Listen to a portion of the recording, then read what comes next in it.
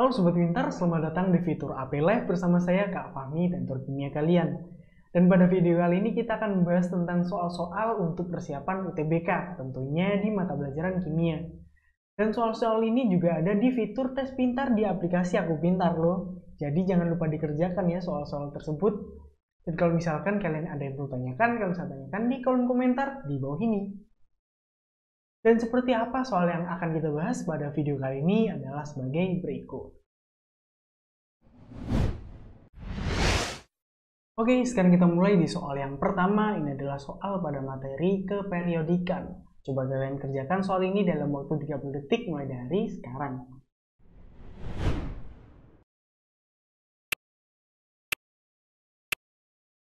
Pertanyaannya, senyawa yang memiliki sifat ion terkecil adalah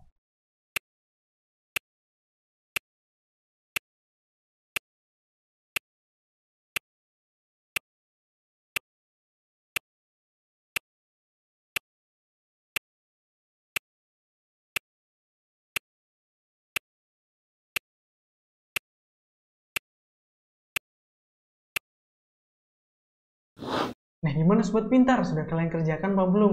Dan dari jawaban kalian kira-kira sudah benar atau ada yang masih salah? Coba kita bahas soal ini secara bersama-sama. Tanyakan di sini adalah senyawa yang memiliki sifat ion terkecil. Senyawa dengan sifat ion terkecil adalah senyawa yang terbentuk atas unsur yang memiliki afinitas elektron yang besar.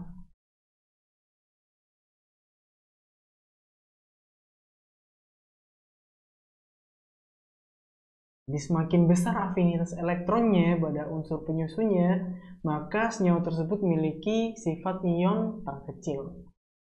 Ini ada ionnya, ada Na, ada K, ada Ba, Mg, dan Al. Di sini ada 5 unsur penyusunnya. Yang memiliki sifat ion terkecil adalah unsur yang memiliki atau terletak pada tabel periodik yang paling kanan. Kalau semakin ke kanan, maka afinitas elektronnya semakin besar. Di sini yang memiliki letak paling kanan di antara kelima unsur ini adalah Al. Al punya afinitas atau afinitas elektron, saya singkat Ae, yang besar. Karena punya afinitas elektron yang besar, maka dia memiliki sifat ion terkecil.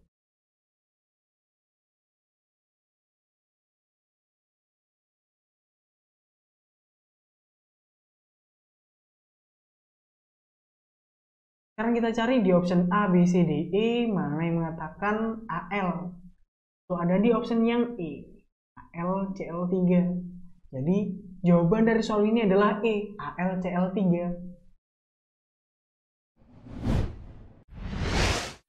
Oke, sekarang kita lanjut di soal yang berikutnya. Ini adalah soal pada materi sifat koligatif larutan. Coba kalian kerjakan soal ini dalam waktu 30 detik mulai dari sekarang.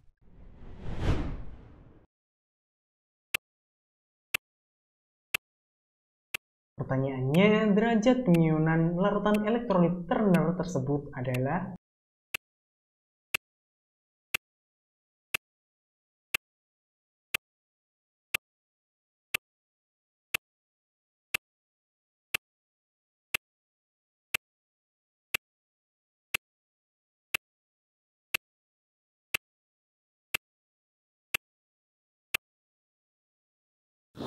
Nah, gimana Sobat Pintar? Sudah kalian kerjakan apa belum? Dan dari jawaban kalian kira-kira sudah benar atau ada yang masih salah?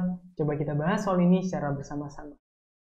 Tanyakan di sini adalah derajat pengionan larutan elektrolit Turner. Kan artinya adalah alfa atau derajat ionisasi dari larutan elektrolit Turner. Elektrolit Turner berarti nilai N atau ionnya itu sama dengan 3. Turner. Kemudian untuk menjawab soal ini, yang pertama kita cari adalah nilai dari Kb. Konstanta titik didih dari air. Gitu. Kita coba cari menggunakan larutan non-elektrolit dan juga konsentrasi dan titik didihnya. Kita pakai larutan atau data yang ada di larutan non-elektrolit. Nah, rumus untuk titik didih pada larutan non-elektrolit, lebih tepatnya ke delta TB atau kenaikan titik didihnya, menggunakan rumus M dikali KB. Delta TB kita perlu cari menggunakan TB dikurangi titik didih parut murni, yaitu 100. Dengan M-nya kita masukkan M dan KB. TB-nya kita masukkan 101,8 dikurangi 100 sama dengan molalitasnya kita masukkan 1, nilai KB yang kita cari. Kemudian dihasilkan pengurangannya sebesar 1,8 sama dengan 1 dikali KB. Jadi nilai KB sebesar 1,8. Nilai KB-nya, kemudian kita bisa cari nilai dari derajat ionisasi menggunakan rumus dari atau data dari larutan elektrolit Turner-nya. Nah, rumusnya adalah untuk larutan elektrolit kita perlu tambahkan atau kita perlu kalikan dengan I, yaitu faktor Van Hoff, sehingga rumusnya menjadi delta TB sama dengan M molalitas dikali KB dikali juga dengan I. Untuk delta TB kita cari menggunakan TB dikurangi titik didih parut murni sama dengan M kali KB. Untuk nilai I kita jabarkan menjadi 1 plus dalam kurung N-1 kali alfa. Kita bisa masukkan datanya, TB-nya sebesar atau titik didihnya sebesar 104,68 dikurangi 100 sama dengan 1 dikali 1,8 dikali 1 ditambah dalam kurung 3, N-nya kita ganti dengan 3, elektrolit Turner N sama dengan 3 dikurangi 1 dikali alfa. Ini terjadi kalau dikurangi dalam 4,68 sama dengan 1 dikali 1,8 dikali 1 plus 2 alfa.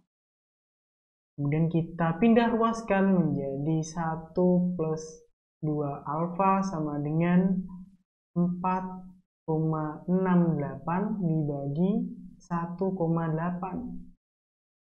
Dan 1 plus 2 alfa sama dengan 2,6.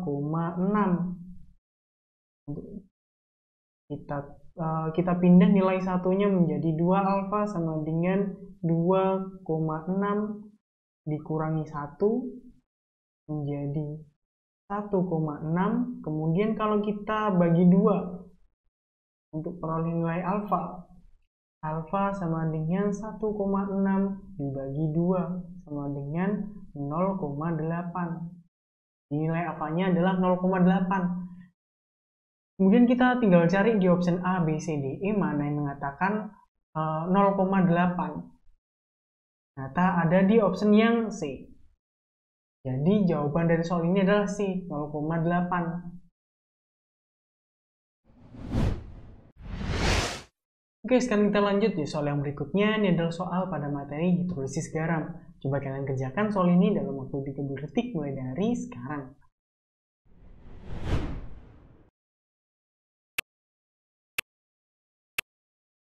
Pertanyaannya, pH larutan setelah dicampurkan adalah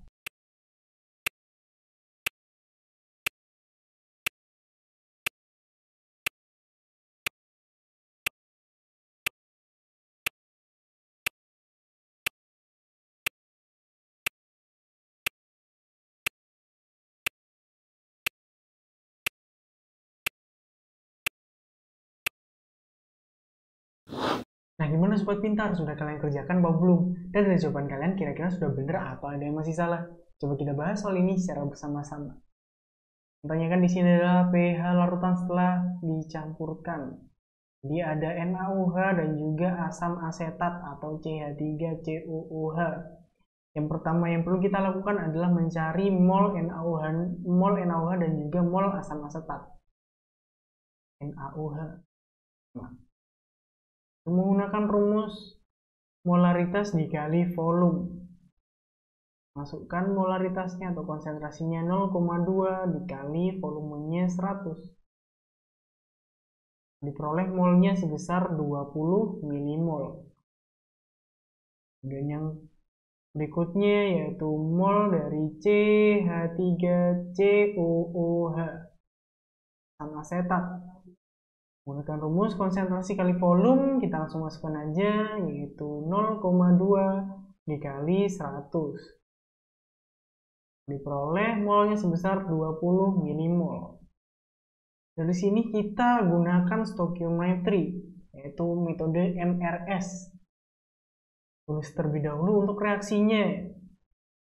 NaOH direaksikan dengan CH3COOH menghasilkan CH3COO Na dan juga H2O. MR mula-mula dari NaOH dan juga CH3COOH sama, yaitu 20. Kemudian ini karena sama-sama 20 dan koefisiennya sama-sama 1, maka mol yang bereaksi juga sama-sama 20. Hingga CH3COOH juga 20, HR-nya juga 20. Maka yang sisa habis untuk reaksi, sedangkan hasil reaksi yaitu 20 milimol CH3CONA dan juga 20 H2O.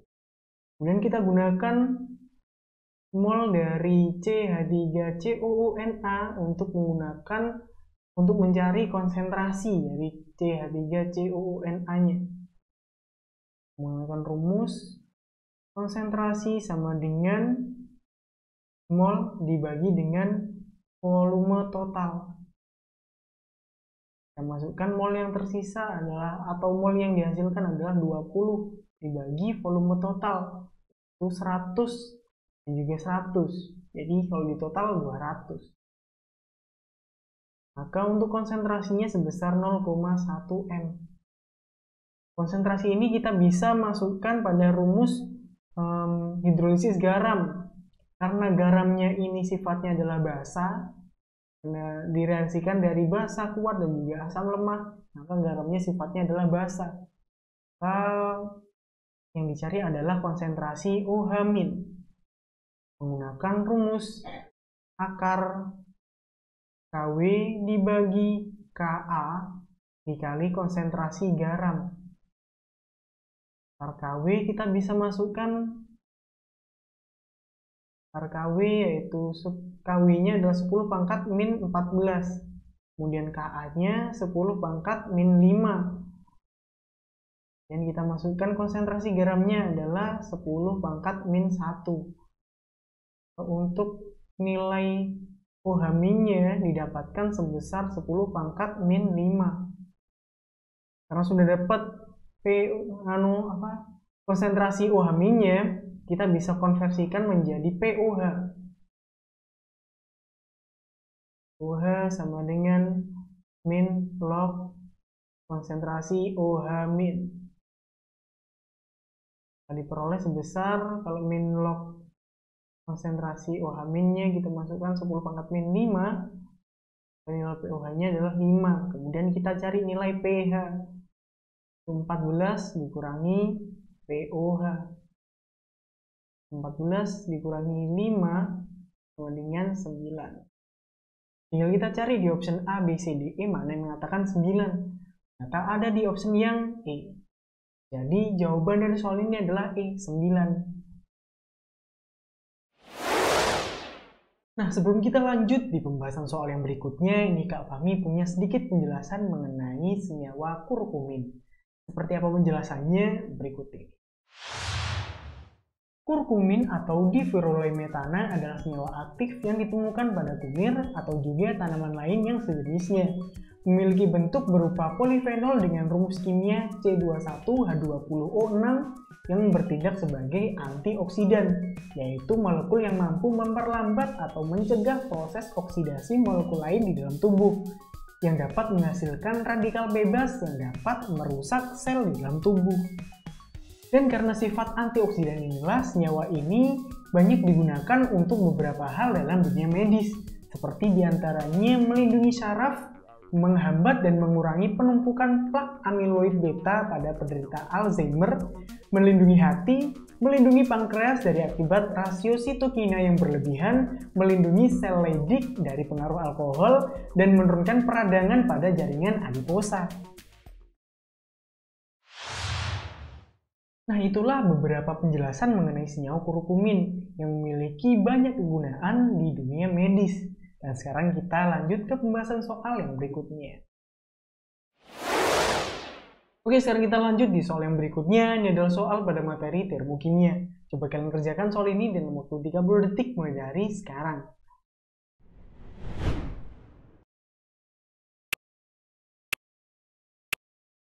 Pertanyaannya, berdasarkan data tersebut, maka besarnya kalor pembentukan CS2 adalah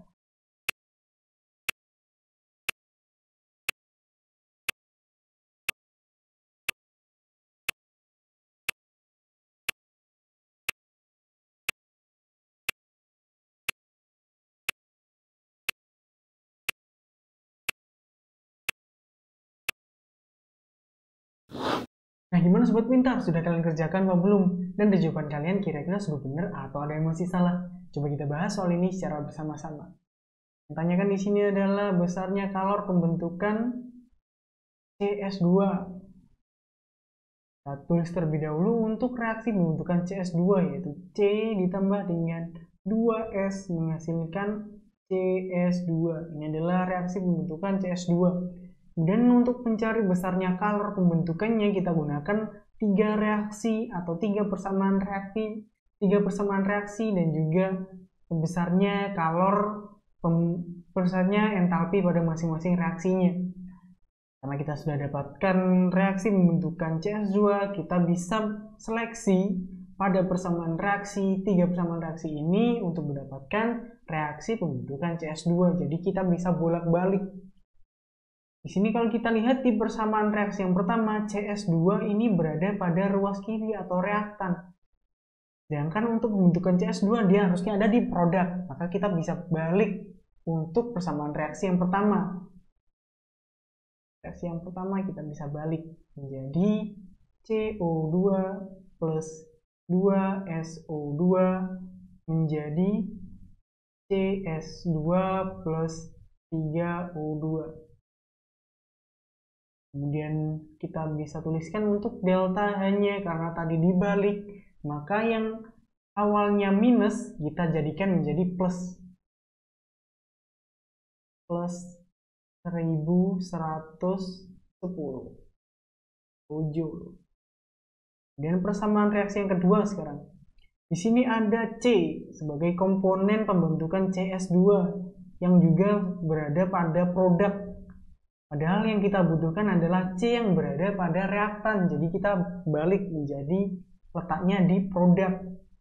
Sehingga untuk persamaan reaksi yang kedua kita balik menjadi C plus O2 menjadi CO2. Dan kita tuliskan untuk delta H-nya juga dibalik. Karena awalnya adalah positif, kita balik menjadi negatif. Negatif 394 kJ. Dan persamaan reaksi yang ketiga yang kita butuhkan adalah S sebagai komponen pembentukan CS2. Kalau kita lihat CS2 yang kita butuhkan adalah 2, sedangkan di sini 1 dan posisinya pun berada pada produk, sehingga kita perlu balik menjadi reaktan dan juga kalikan 2. Maka untuk reaksinya menjadi 2S plus 2O2 menjadi 2SO2. Kita kalikan 2 juga untuk delta H-nya, kita kalikan 2 dan kita balik juga menjadi minus 594 kJ. Di sini kita bisa saling coret dari masing-masing komponen. Untuk jumlah dari CO2 yang ada di reaktan kita coret yang berada pada produk. Kemudian O2 di sini ada 1 dan juga 2 jadi 3. di produk ada 3, kita bisa coret. Kemudian SO2, di sini ada 2, kemudian di produk juga ada 2, kita bisa coret. Sehingga kita dapatkan persamaan reaksi C plus 2S menjadi CS2. Nah, ini adalah reaksi yang kita butuhkan atau yang kita cari. Kemudian untuk nilai delta H-nya kita bisa jumlahkan yang ada pada persamaan ini, ketiga persamaan ini yang kita sudah peroleh. Maka nilainya adalah sebesar plus 122 kJ. Ini adalah nilai dari besarnya kalor membutuhkan CS2. Tinggal kita cari di option A, B, C, D, E mana yang mengatakan plus 122 kJ. Ternyata ada di option yang A.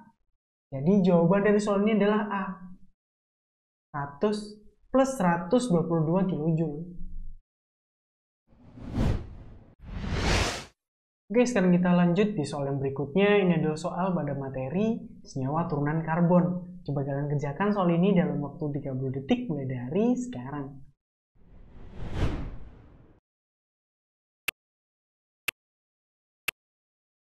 Pertanyaannya, senyawa karbon yang mengandung gugus fungsi alkena dan eter dalam tiap molekulnya adalah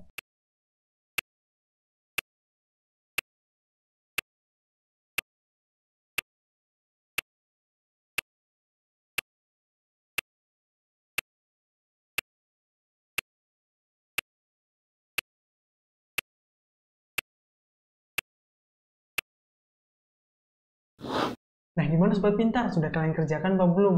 Dan dari jawaban kalian kira-kira sudah benar atau ada yang masih salah? Coba kita bahas soal ini secara bersama-sama. Tanyakan di sini adalah senyawa karbon yang mengandung gugus fungsi alkena dan eter dalam tiap molekulnya. Alkena dan eter harus ada alkena dan gugus fungsi eter. Alkena artinya dia punya ikatan rangkap 2.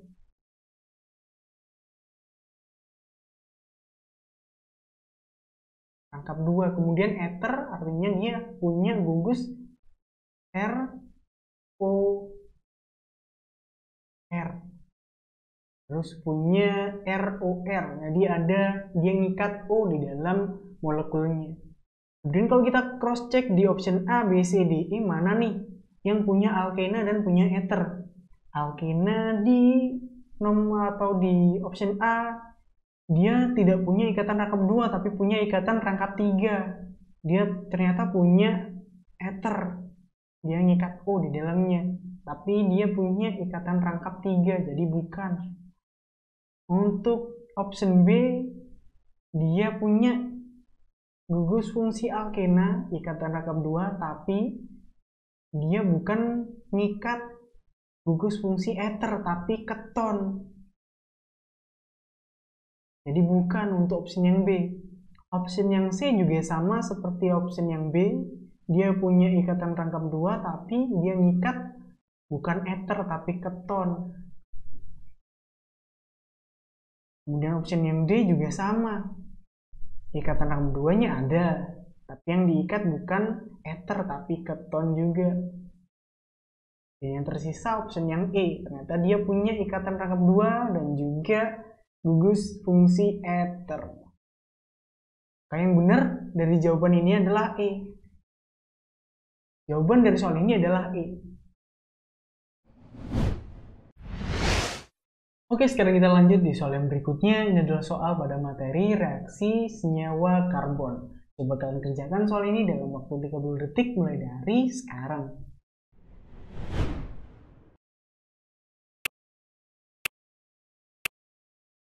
Pertanyaannya, reaksi AdCl2 pada senyawa N-propana tidak dapat berlangsung sebab senyawa propana merupakan senyawa alkana jenuh.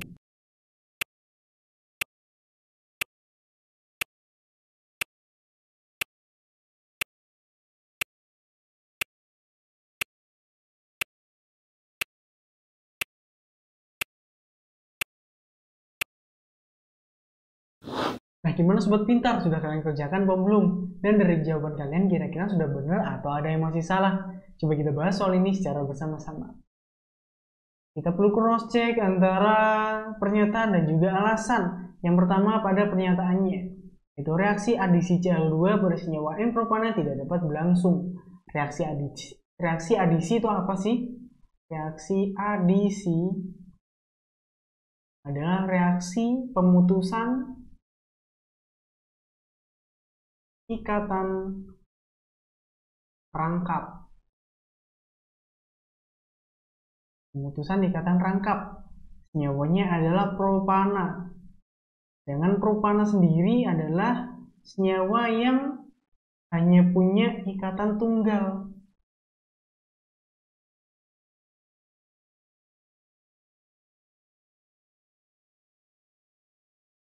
Tidak memiliki ikatan rangkap, jadi tidak ada yang bisa diputus ikatan rangkapnya. Jadi, maka dari itu reaksi adisi memang tidak dapat berlangsung. Jadi pernyataannya adalah pernyataan yang benar. Kemudian untuk alasannya, senyawa propana merupakan senyawa alkana jenuh. Nah, karena dia hanya memiliki ikatan tunggal,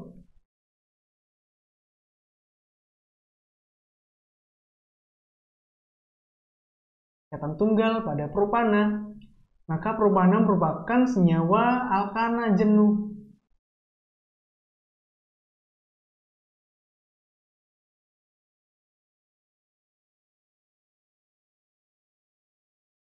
Karena jenuh, karena hanya punya ikatan tunggal saja pada senyawanya, tidak punya ikatan rangkap.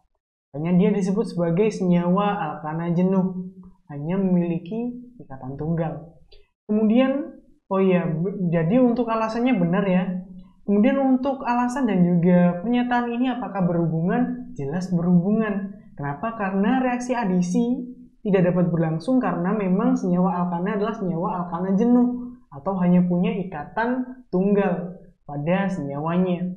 Jadi, manakah yang cocok antara option A, B, C, D, E? Ternyata ada di option yang A. Itu jawaban dari soal ini adalah pernyataan benar, alasan benar, dan keduanya menunjukkan hubungan sebab akibat.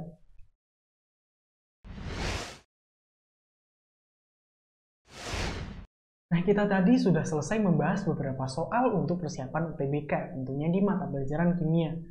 Semoga penjelasan Kak Fahmi tadi bisa bermanfaat untuk kalian.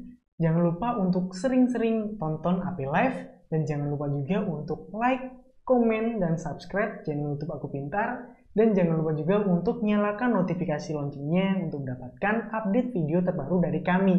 Belajar pintar bersama Aku Pintar. Sampai jumpa.